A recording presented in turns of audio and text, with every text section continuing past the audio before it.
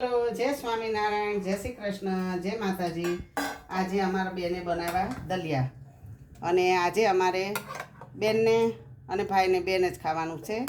મારે આજે અમારે ભોજલધામ આશ્રમ છે ને એની સભ્ય બની છું, એટલે ત્યાં મીટિંગ હતી, એટલે ત્યાં જમવાનું હતું, એટલે ત્યાં જમીને આવી.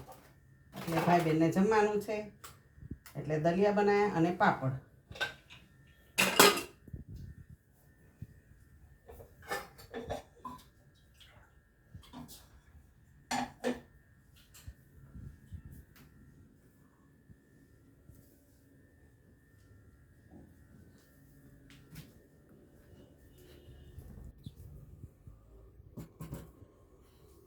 મહારાજ જમજો મારા વાલા.